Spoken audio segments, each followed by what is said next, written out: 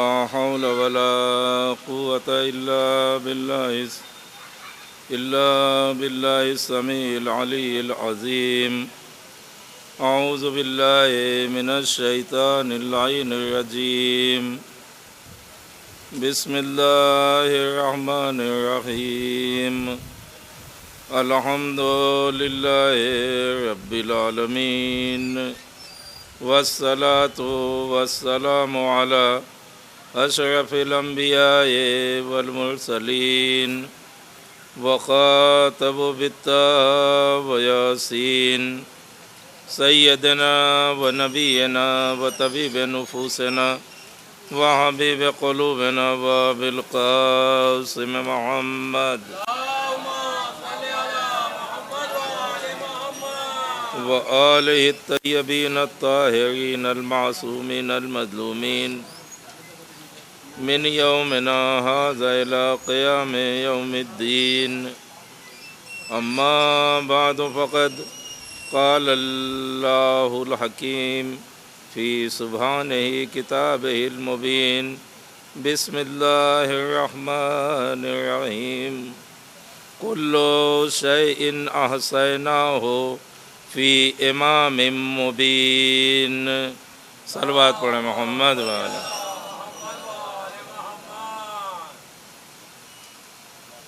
عزیزان گرامی، خالق کائنات مالک جہان اللہ تعالی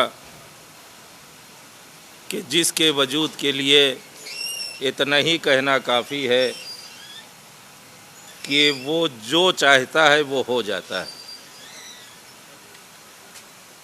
وقت نہیں لگتا، زمان و مکان کا مقید نہیں ہے، بلکہ وہ ہمہ وقت علی کل شیء قدیر ہے. تمام جہان پہ قادر ہے. وہ اس کی قدرت کے کرشمے اگرچہ ہمیں آپ کو دیکھنا ہے اس دنیا میں، تو جو کچھ اللہ نے پیدا کیا ہے، جو کچھ بنایا ہے، وہ سب اس کی طاقت و قوت پہ شاہد ہیں کہ اس سے زیادہ طاقت و قوت والا کوئی نہیں ہے. اس سے زیادہ نہ ہی طاقت و قوت والا کوئی ہے اور نہ ہی اس سے زیادہ کوئی صاحب عزت ہے. عزت ہے تو اسی کے لیے ہے، طاقت والا ہے تو وہی ہے. اس لیے کہ ہم سب اس دنیا میں نگاہ اٹھا کے دیکھیں، چھوٹی سے چھوٹی چیز، بڑی سے بڑی چیز جب منزل وجود میں لاتے ہیں اپنی ناطاقتی کی بنا پہ تو تھوڑا سا وقت لگتا ہے. اس کے تحت پلاننگ ہوتی ہے، اس کے ساتھ طاقت لگائی جاتی ہے، اس کے ساتھ کیا جاتا ہے، تب ایک چھوٹی سی چیز منزل وجود میں آتی ہے. لیکن عزیزو، اللہ تعالیٰ خالق کائنات مالک جہان، دونوں جہان کا مالک، العزت للہ. عزت کس کے لیے ہے؟ عزت نہ ان کے لیے، نہ ان کے لیے، نہ ان کے لیے، بلکہ اگرچہ سوال کیا جائے معصومین سے، اے مولا آقا بتائیے کہ عزت کس کے لیے ہے، صاحب عزت کون ہے، تو معصومین آواز دیں گے قرآن مجید پڑھو نا. قرآن مجید میں خود ہی مل جائے گا کہ اس میں اللہ تعالیٰ نے اعلان عام کیا ہے، عزت نہ ان کے لیے ہے، نہ ان کے لیے ہے، نہ ان کے لیے ہے، نہ اس کے لیے ہے، بلکہ عزت کی تلاش ہے کہ صاحب عزت کون ہے. تو صاحب عزت ڈھونڈنا ہے. تو العزت للہ جمیعا. یہ دنیا میں تم ان کو صاحب عزت مانتے ہو، تھوڑی سی عزت مل گئی وہ صاحب عزت بن گئے، تھوڑا سا مال حاصل ہو گیا وہ صاحب طاقت بن گئے. لیکن اگرچہ حقیقی معنوں میں تمہیں صاحب عزت ڈھونڈنا ہے تو اللہ تعالیٰ کی ذات العزت للہ جمیعا، جتنی عزتیں ہیں وہ سب اللہ تعالیٰ کے پاس ہیں. صلوات پڑھے محمد والے. اور جب عزت کا مالک اللہ تعالیٰ ہے، طاقت کا مالک اللہ تعالیٰ ہے، تو عزیزوں اگرچہ اللہ تعالیٰ طاقت کا مالک ہے، مال کا مالک ہے، حسن و جمال کا مالک ہے، تو اب جس کو چاہے دے دے۔ بھئی مالک جو ہوتا ہے یہ اس کو اختیار حاصل ہے کہ اپنی عزت جس کو چاہے دے دے، جس کو وہ عزت دے دے گا وہی صاحب عزت ہوگا، جس کو وہ مال دے دے گا وہی صاحب مال ہوگا۔ یہ صحیح ہے کہ اللہ جس کو چاہے جنت میں لے جائے، جس کو چاہے جہنم میں ڈال دے، یہ اس کے قبضے میں ہے، اس لیے کہ وہی مالک ہے، وہی آقا ہے، اسی نے ان دونوں کو پیدا کیا ہے۔ لیکن اس کے باوجود جنت ہو یا جہنم ہو، پیدا اللہ تعالیٰ نے کیا ہے، بنایا اللہ تعالیٰ نے ہے، لیکن اپنی مالکیت کسی کے حوالے کیا ہے۔ دیکھو پیدا ہم نے کیا ہے، مالک ان کو بنایا ہے، یہ جس کو چاہیں گے جنت میں لے جائیں گے، یہ جس کو چاہیں گے جہنم میں بھیجیں گے۔ صلوات پڑھے محمد و تو عزیزو آج تک ایسا کوئی انسان اس دنیا میں نہ ملا جس سے محبت کی جائے، جس سے الفت کی جائے، جس سے دوستی کی جائے اور اس کے بعد وہ آپ کو ذلیل کرے، وہ آپ کو کسی نقصان دہ مقام پہ لے جائے۔ ایسا انسان نہیں ملا۔ جب ایسا انسان نہیں ملا کہ آپ اس سے محبت کیجئے، آپ اس سے دوستی کیجئے، اس کے بعد وہ آپ کو نقصان پہنچائے بلکہ فائدہ ہی پہنچائے گا، تو جب ایسا انسان نہیں ملا تو اللہ تعالیٰ نے جن کو صاحب عزت بنا دیا ہے، جن کو مالک بنا دیا ہے، جب ان سے مودت کی جائے گی، جب ان سے محبت کی جائے گی تو جنت ملے گی، انہی کو حق شفاعت حاصل ہے۔ صلوات پڑھے محمد، انہی کو حق شفاعت حاصل ہے، انہی کی محبتوں کا صلہ جنت ہے۔ کیوں؟ اس لیے کہ اللہ کے حبیب خود اللہ تعالی جب اتنا حاکم ہے، اتنی طاقت و قوت حاصل ہے، تو پھر اللہ تعالی نے مستقیماً کیوں نہ بندوں سے گفتگو کیا؟ یہ بات سوال ہوتا ہے نا۔ اللہ تعالیٰ سب کا مالک و حاکم ہے۔ اللہ تعالیٰ کی حکمت و ملکیت کی انتہا یہ ہے، وہ جب چاہے، جیسے چاہے، جس میں چاہے اپنی آواز پیدا کر دے۔ واقعہ ہے یا نہیں؟ جناب موسیٰ سے گفتگو کیسے ہوتی تھی؟ اللہ چاہتا تو جس مقام پہ جناب موسیٰ تھے اسی مقام پہ اپنی آواز میں وہ طاقت دیتے تھا کہ جہاں وہ موجود تھے وہیں سے گفتگو ہو جاتی، لیکن اللہ تعالیٰ نے ایسا نہیں کیا، بلکہ اللہ تعالیٰ نے ایک مخصوص مقام پہ بلایا۔ مخصوص مقام پہ بلانے کے بعد گفتگو نہیں کیا ہے، بلکہ ایک درخت کے حوالے سے جناب موسیٰ سے ہم کلام ہوا۔ ایسا کیوں؟ سوچے انسان، سب کچھ طاقت و قوت کا مالک، اور اس کے بعد وہ اپنے خلیل سے ہم کلام ہوتا ہے، تو وہ بھی ایک پیڑ و طاقت کے، ایک پیڑ و درخت کے حوالے سے اس کو وسیلہ بنایا، اس کو ذریعہ بنایا۔ پالنے والے تو صاحب جلال ہے، تو صاحب طاقت ہے، جیسے چاہے گفتگو کر لے، ہم سب ماننے والے ہیں، لیکن ہم اس فلسفے کو سمجھنا چاہتے ہیں۔ پالنے والے تو نے موسیٰ سے کلام نہیں کیا، بلکہ درخت میں آواز پیدا کی، اس سے ہم کلام ہوتے تھے، وہاں سے جواب آتا تھا۔ اس کی کوئی وجہ تو ہوگی۔ تو اللہ تعالیٰ نے کہا ہم نے جو قرآن مجید 6666 آیتوں کا مجموعہ تم سب کے بیچ بھیجا ہے، ان میں سے آیتوں کو پڑھو، اس کا جواب مل جائے گا۔ جب ہم نے قرآن مجید کی تلاوت کیا اور یہ سوال سامنے آیا تو اللہ کا جواب اسی میں مل گیا۔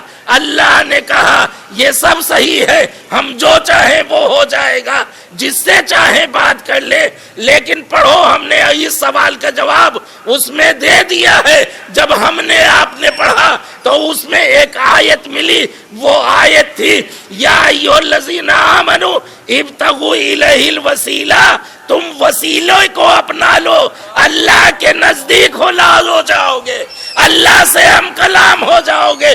معلوم ہوا جب اللہ اتنا طاقت والا مالک و آقا ہوتے ہوئے بنا وسیلے کے ہم سے گفتگو نہیں کیا اس نے، تو پھر ہم اللہ تک بنا وسیلے کے کیسے پہنچ سکتے ہیں؟ صلوات پڑھے محمد۔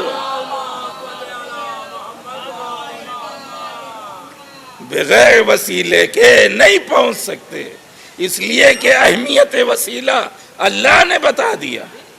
پہلے اس نے پیغام دیا کہ دیکھو ہم سب کچھ کر سکتے ہیں، لیکن وسیلہ بنایا، دنیا کی آبادی کا وسیلہ جناب آدم کو بنایا، آدم سے لے کے موسیٰ و عیسیٰ تک پیغامات کے پہنچانے کا وسیلہ الگ سے بنایا، خود خاتم النبیین تک اپنا پیغام بھیجنے کے لیے وہ بھی وسیلہ بنایا۔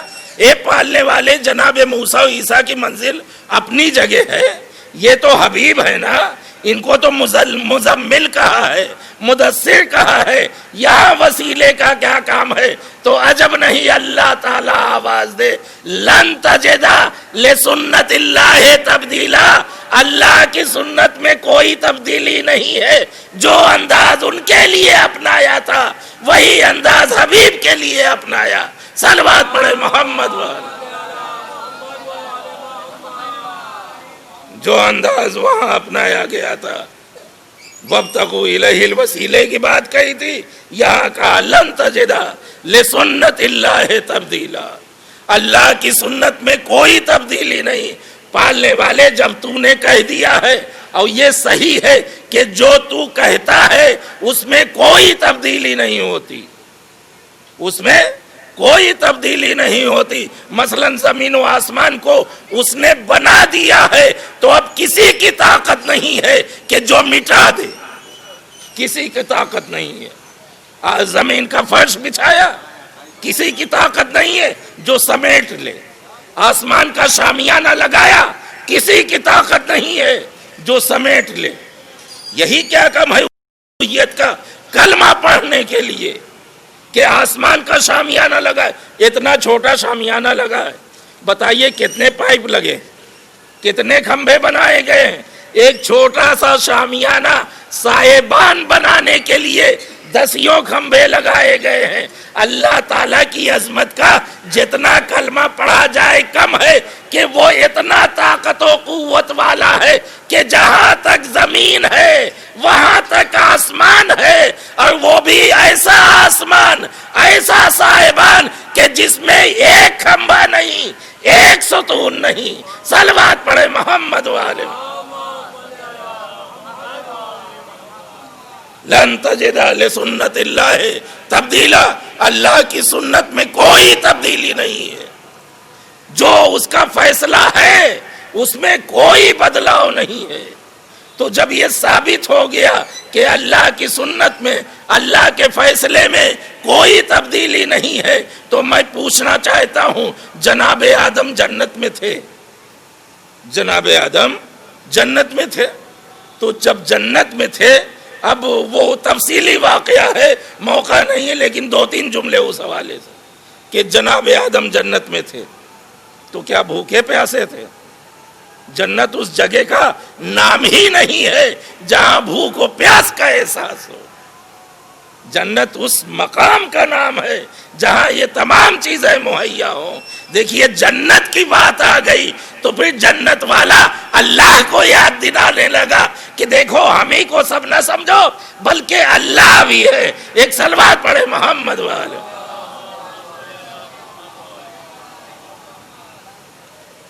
اشہد ان لا الہ الا اللہ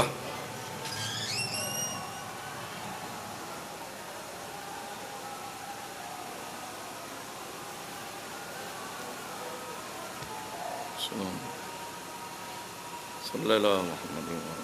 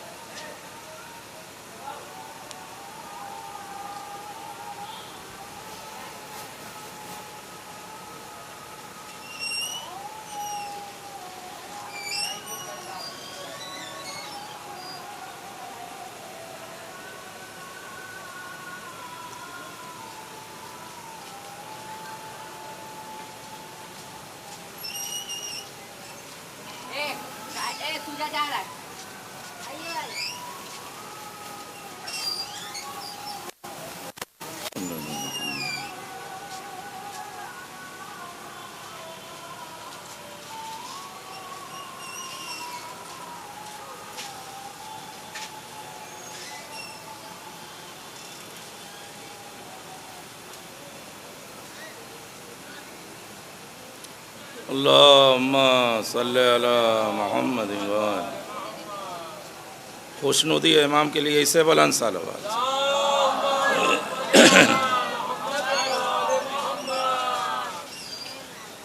لہذا عزیزوں، یہ اذانیں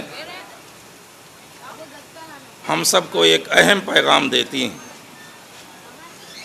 کہ یہ اذان، یہ نماز بھیجنے والا تو وہ ہے، لیکن بچانے والا بڑا ہی طاقت و قوت والا تھا. وَإِلَّا اگرچہ دنیاوی لوگوں کا بس چلا ہوتا تو نہ یہ اذانیں ہوتی نہ یہ نمازیں ہوتی، لیکن بچانے والے نے بڑی محنت سے بچایا ہے. اب جب بچانے والے نے اس اذان کو، اس نماز کو بڑی محنت سے بچایا ہے، تو جس کو حسین سے محبت و الفت ہوگی وہ اس پہ لازم و واجب ہے کہ وہ اذان بھی کہے، نماز بھی پڑھے. اور میں تو کہتا ہوں کہ محب حسین وہ ہو ہی نہیں سکتا جو بے نمازی ہو. نمازی وہی ہوگا جو محب حسین ہوگا. صلوات پڑھے محمد والے. تو بات اس منزل تک آئی تھی کہ اللہ نے کہا لن تجد لسنت اللہ تبدیلا. اللہ کی سنت میں کوئی تبدیلی نہیں ہے، اللہ کے قوانین میں کوئی تبدیلی نہیں ہے، اللہ کے فیصلے میں کوئی تبدیلی نہیں ہے. تو بات جنت تک آ گئی تھی کہ جب اللہ کے قانون میں کوئی تبدیلی نہیں، فیصلے میں کوئی تبدیلی نہیں ہے، جو سنت قائم ہو گئی اس وقت سے لے کے آج تک قائم ہے. جنت میں سکون ہی سکون ہوگا. یہ مسلمہ ہے کہ جنت میں سکون ہی سکون ہوگا. دیکھا کسی نے نہیں، مانا سب نے، اس لیے کہ کہنے والا ایسا تھا کہ اس نے جو کہہ دیا وہی حق بحقیقت ہے. لہذا جنت سکون کی جگہ ہے. جناب آدم جنت میں تھے، جنت میں کوئی دکھ و غم نہیں ہے. جناب آدم کا کھانا پینا یہ سب اپنی جگہ، ہمیں اس سے بحث نہیں ہے کہ کیا کھایا اور کیا پیا اور کیوں جنت سے نکلے. وہ تفصیلی وقت چاہیے جس کا موقع محل نہیں. لیکن اتنا میں کہنا چاہتا ہوں کہ جناب آدم جنت میں تھے، کھاتے تھے، پیتے تھے. کیا کپڑے نہیں پہنتے تھے؟ کپڑے بھی پہنتے تھے. کپڑے بھی پہنے تھے. پہنتے کیا تھے؟ پہنے تھے کپڑے جناب آدم. لیکن ہوتے ہوتے ایک منزل ایسی جب آئی کہ آدم اب جنت سے چلے جاؤ. جنت سے جب جناب آدم نے نکلنے لگے تو آواز الہی آئی، آدم جنت سے نکلنا ہے، جانا ہے تو لباس جنت چھوڑ کے جاؤ، لباس جنت دے کے جاؤ. ایسا کیوں؟ اللہ کے ہاں کسی چیز کی کمی تھی؟ ایک ہی لباس تھا جنت میں بس. جب اس بات کو مانتے ہیں کہ سب کچھ اللہ کے پاس ہے تو نہیں معلوم کن فیکون کا مالک ہے تو کپڑوں کی کون سی کمی ہے. لیکن اللہ آواز دے گا. ہم نے کہا ہے نا لن تجد لسنت اللہ تبدیلا. اللہ کی سنت میں کوئی تبدیلی نہیں ہے. جب اللہ کی سنت میں کوئی تبدیلی نہیں ہے، بلکہ میں تو یہاں تک کہنا چاہتا ہوں دنیاوی قوانین بعض ایسے ہیں کہ اس میں بھی چاہتے ہوئے کوئی تبدیلی نہیں ہو سکتی. مثلا آپ کا بچہ اسکول جاتا ہے، اسکول کا خاص لباس ہے، وہ اسکول پہن کے جائے تب تو ٹھیک ہے. لیکن اگرچہ محلے میں کھیلنے لگے صحیح ہے، غلط کیا اس نے، محلے میں کھیلنے لگا. پولیس والے ہیں، ان کا مخصوص لباس ہے. آن ڈیوٹی ہوں گے تو یہ لباس پہنیں گے، چھٹی پہ ہیں تو اپنا الگ سے کپڑا پہنیں گے. لیکن چھٹی پہ ہونے والا اگرچہ کوئی پولیس والا اپنا آن ڈیوٹی والا لباس پہننے لگے تو اس نے غلط کیا صحیح کیا؟ غلط کیا. حق نہیں ہے اس کو باہر پہننے کا. جب تک آن ڈیوٹی ہے اسی وقت تک وہ لباس پہن سکتا ہے, اس کے بعد نہیں. یہی معاملہ جناب آدم کا تھا. جنت کا مخصوص لباس ہے جو جنتیوں کے لیے ہے. جنت میں جب تک تھے جناب آدم اس وقت تک پہننے کا حق تھا, لیکن جب جنت سے چلنے لگے اب لباس جنت لے لیا گیا. پالنے والے اگرچہ یہی قانون ہے, یہی اصول ہے جنت کا, تو سب کے ساتھ یکساں اصول ہونا چاہیے, اس میں بھید بھاؤ نہیں ہونا چاہیے. جناب آدم سے لے لیا گیا, اس سے پتہ چلا کہ جنت کے باہر یہ لباس نہیں جائے گا. لیکن عزیزوں یہ تو سمجھ میں نہیں آتا کہ جناب آدم سے تو لے لیا گیا, لیکن کچھ ذوات مقدسہ ایسی تھی کہ یہی جنتی لباس یہاں تھے نہیں, لیکن جہاں تھے وہاں بھیجا گیا. صلوات پڑھے محمد والے محمد.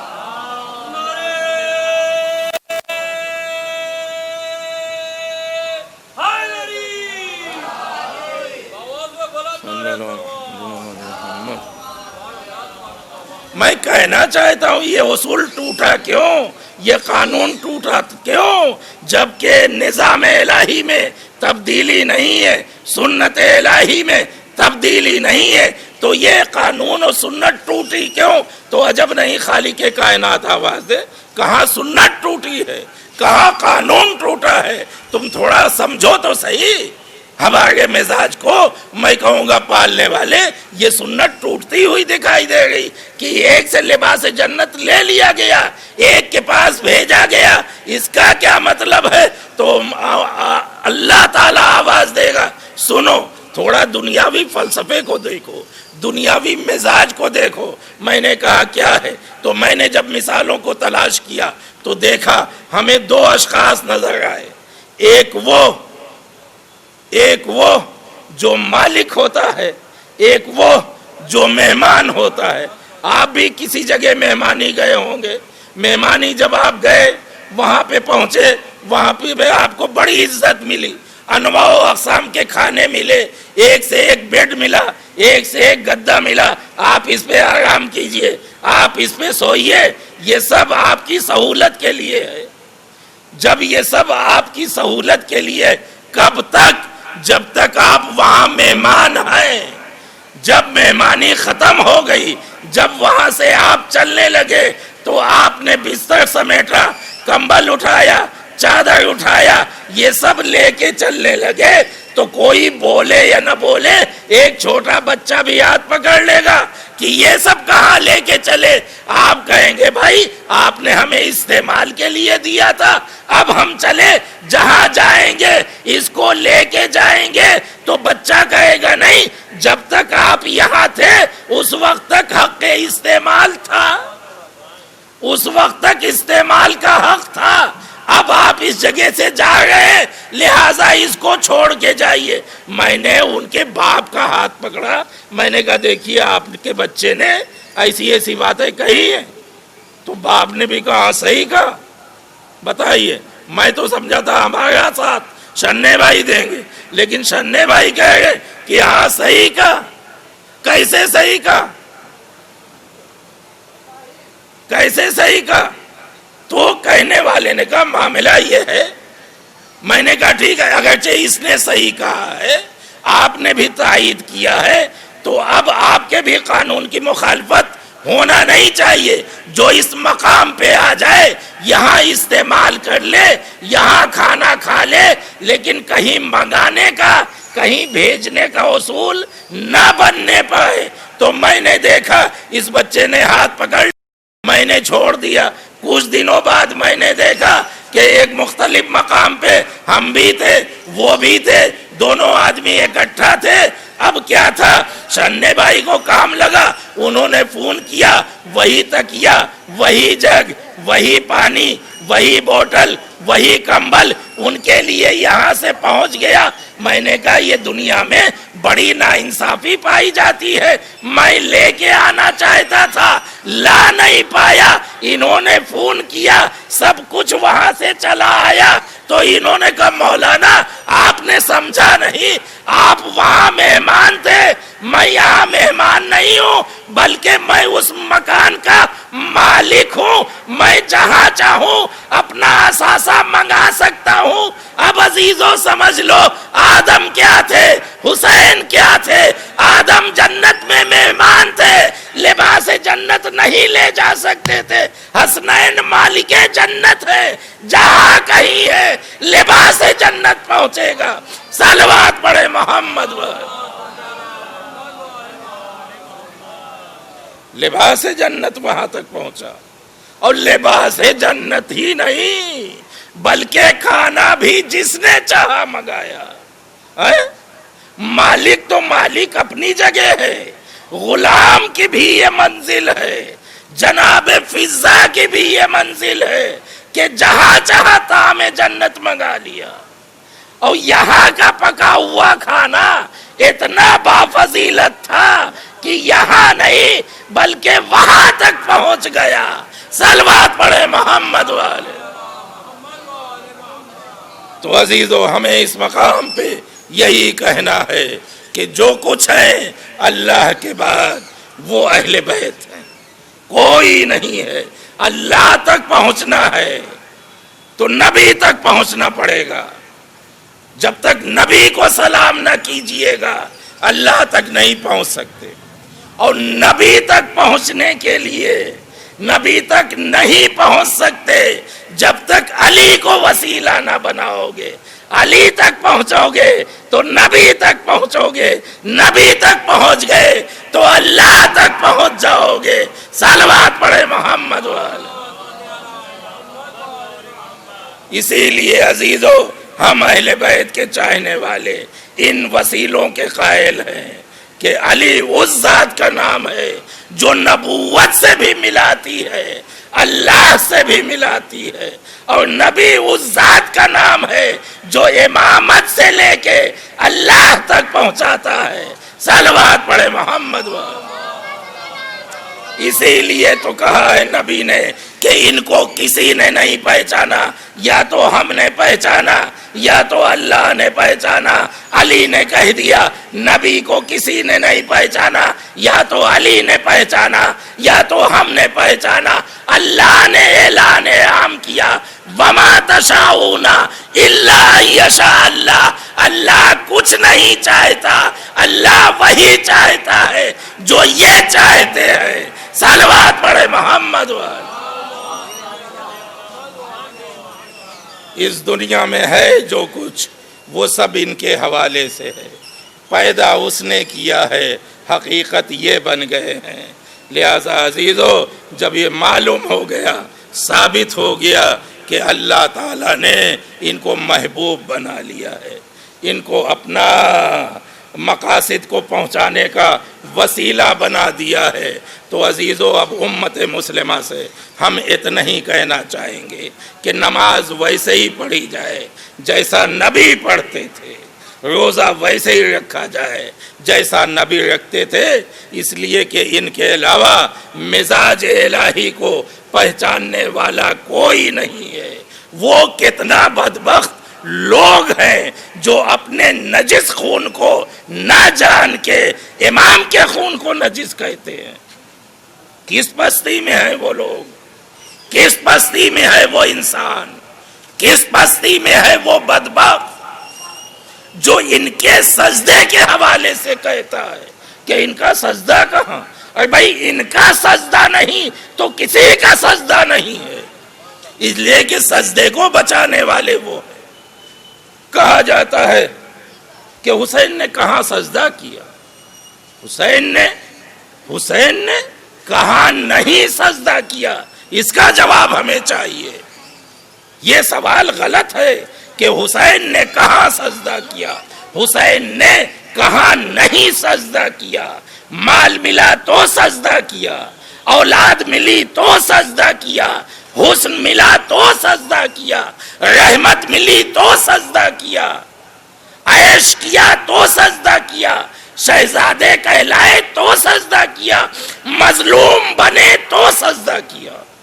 کوئی ایک مقام بتائے حسین کے سجدے کا کون سا جواب ہے؟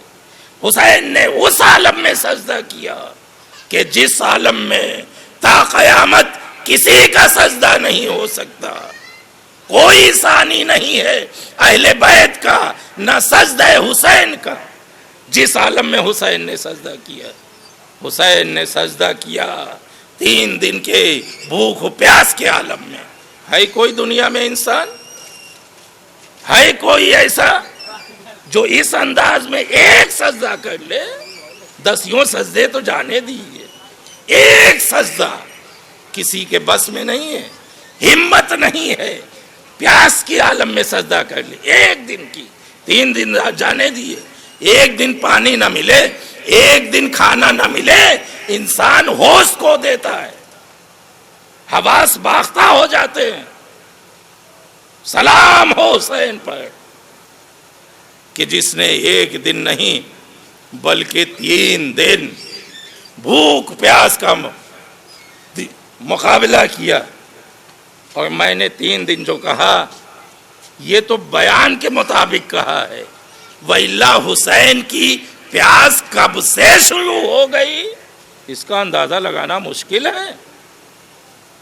بعض علماء بعض خطبہ کہتے ہیں اس منزل پہ آنے کے بعد کہ حسین کی بھوک و پیاس کی ابتدا 2 محرم سے ہو گئی، جب سے دریا کے پاس سے خیمے ہٹائے گئے۔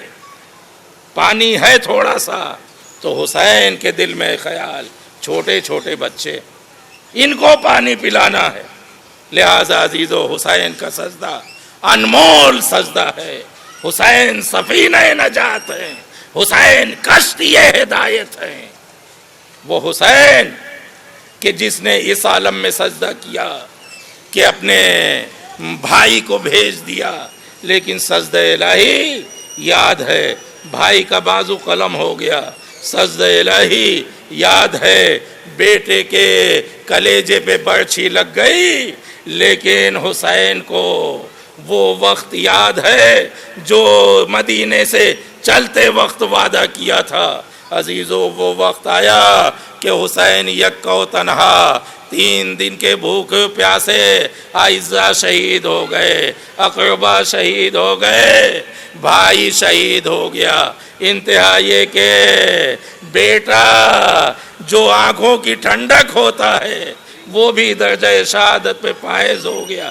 فائز ہونے کے بعد بیٹے نے آواز دیا بابا مدد کو آئیے، بابا بیٹے کا آخری سلام قبول کیجئے۔ ایک مرتبہ حسین نے آواز دیا یا بنیا بعدک لفعل الدنیا، اے بیٹا اکبر تمہاری موت کے بعد حسین کی زندگی پہ خاک ہے۔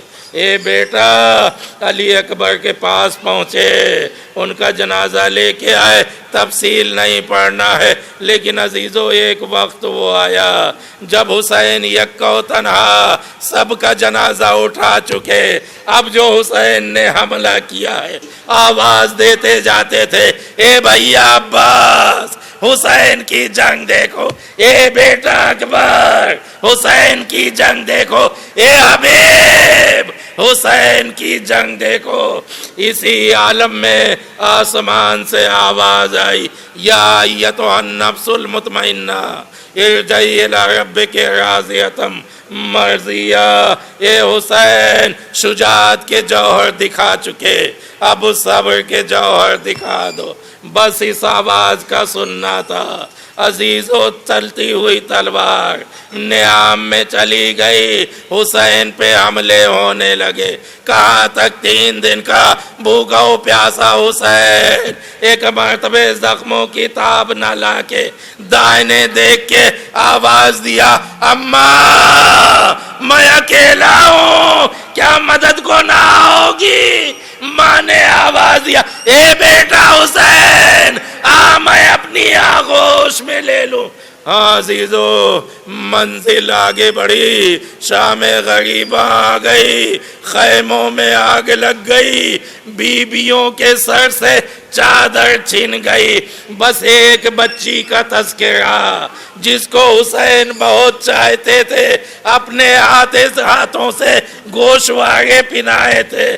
عزیزو، جب مال و اسباب لٹنے لگا، ایک مرتبہ ظالم کی نگاہ یتیمہ کے کان پہ گئی، اس ظالم نے اپنے ہاتھ کو بڑھایا، سکینہ دوڑ کے آگے بڑھ گئی۔ اب کیا تھا، آگے آگے مظلومہ، پیچھے پیچھے یہ ظالم نے جب دیکھا ہم ہاتھ سے نہ کھینچ پائیں گے، اس نے عجیب ظلم کیا، نیزے کی انی سے بچی کو ڈھکیلا اور لویں چیرتا ہوا بندے کو اتار لیا۔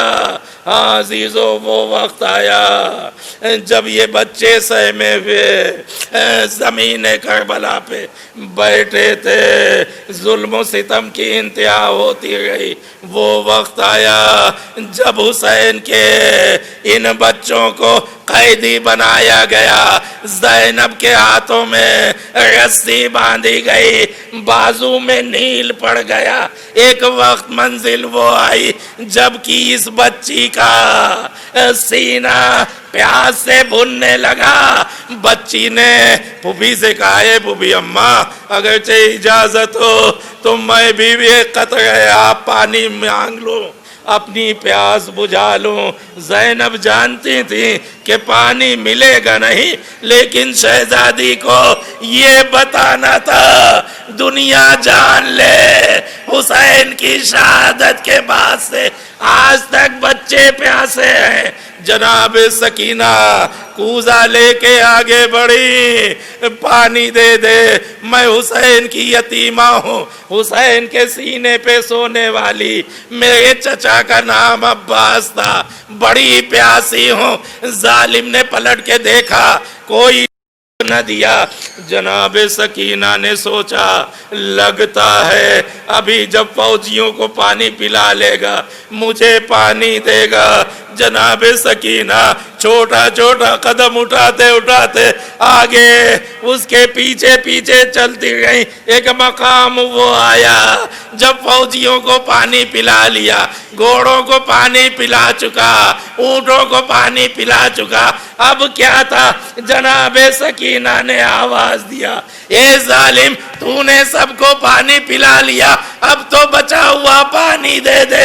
اتنا کہنا تھا، ظالم مڑا، مشک کا دہانہ کھولا۔